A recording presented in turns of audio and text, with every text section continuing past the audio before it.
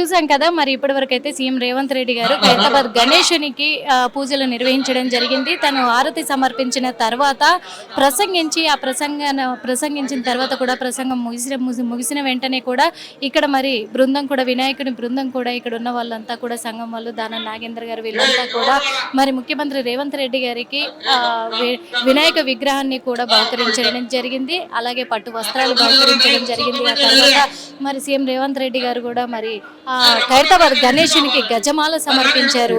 ఆ సమర్పించి పూజను నిర్వహించి పూర్తి చేశారు. ఇప్పుడు మనం చూస్తున్నాము మరి ఆయన పూజ ముగించుకొని బయలుదేరుతూ ఉన్నారు. మరి బయలుదేరే విజువల్స్ కూడా మనం చూస్తూనే ఉన్నాము. మరి ముఖ్యమంత్రి గారు ఇక్కడ ఖైరతాబాద్ గణేశునికి పూజలన్నీ గొప్పగా నిర్వహించి ఆయన బయలుదేరిపోతున్నారు. ఆయన బయలుదేరిన వెంటనే కూడా ఇక్కడ మిగతా కార్యక్రమాలు అన్ని కూడా కొనసాగించే అవకాశం అయితే ఉంది. ఈ పూజ మొత్తానికైతే మరి ఇక్కడ సీఎం రేవంత్ రెడ్డి గారు ఘనంగా నిర్వహించారు. కాబట్టి ఇప్పుడు ఖైరతాబాద్ గణేశుని తదుపరి కార్యక్రమాలు ఏవైతే ఉన్నాయో అవన్నీ కూడా మరి ఇక్కడ జరిపించబోతున్నారు, మొదలు పెట్టబోతున్నారు అని చెప్పుకోవచ్చు. ఎందుకంటే మండపం తొలగించాలి, అలాగే ఇంకా చాలా పనులు ఉన్నాయి. కాబట్టి అవన్నీ కూడా తొందరగా అయిపోవాలంటే తొందరగా ముగించాలి అని తను ప్రసంగం కూడా కొద్ది వరకే చేశారు. భక్తులందరికీ కూడా ధన్యవాదాలు తెలియజేశారు. అదేవిధంగా ఖైరతాబాద్ గణేశుని పూజలు నిర్వహించడం చాలా సంతోషం అని చెప్పారు. రాష్ట్రం ఎప్పుడు కూడా సుభిక్షంగా ఉండాలి అని చెప్పేసి ఆయన కోరుకున్నారు. సీఎం రేవంత్ రెడ్డి గారు అయితే సుఖ సంతోషాలతోటి సుభిక్షంగా ఉండాలని కోరుకుంటున్నాను అనడం కూడా. సరే, ఈ సంవత్సరం మరి వినాయక చవితి 9 రోజులు నవరాత్రులు పూర్తి చేసుకున్నారు. బడా గణేష్, ఖైరతాబాద్ గణేష్ దాదాపు కొన్ని లక్షల మంది 70 లక్షల మంది ఇక్కడ దర్శించుకోవడం జరిగింది. ఎలా అనిపిస్తుంది సార్ మీ? చాలా సంతోషంగా ఉంది. ఆ భగవంతుడు అందరికి వచ్చిన భక్తులందరికీ మరి ఆయుర ఆరోగ్యాలు ఇవ్వాలని, వాళ్ళ విఘ్నాలు తొలగిపోవాలని భగవంతుని మనసావాచ వేడుకుంటూ చాలా మంది మనకు వచ్చినటువంటి భక్తులు ఎక్కడ కూడా అసౌకర్యం కలగకుండా దర్శనం చేసుకున్నందుకు మా ఉత్సవ కమిటీ మెంబర్స్ ఇంత పెద్ద ఎత్తున మరి కోఆర్డినేట్ చేసినందుకు అందరికీ ధన్యవాదాలు. ఇప్పుడు నిమజ్జనం వేడుకలు ఎలా ఏర్పాటు చాలా బ్రహ్మాండంగా ఏర్పాటు చేయడం జరిగింది. నిమజ్జన విషయంలో తీసుకోవాల్సిన అన్ని జాగ్రత్తలు తీసుకోవడం జరిగింది. Thank you so much. మరి దానం నాగేంద్ర గారు చెప్పారు.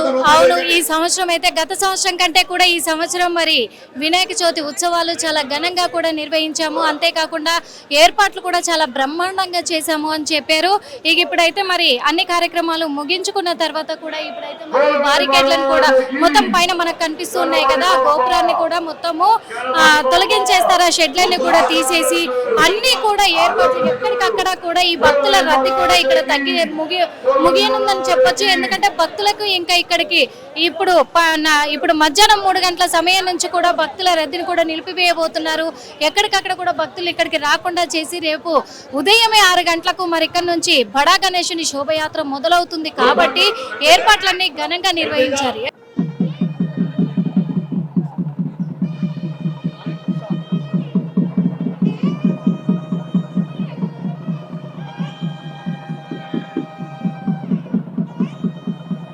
చూస్తున్నాం మనమైతే మరి ఇక్కడ ఖైరతాబాద్ గణేశుని పైన వేసినటువంటి గోపురాన్ని, ఆ షెడ్లను మొత్తం కూడా తొలగిస్తున్నారు. ఆ కార్యక్రమం కూడా మొదలు పెట్టారు. అయినప్పటికీ భక్తుల రద్దీ ఏమాత్రం కూడా తగ్గడం లేదు.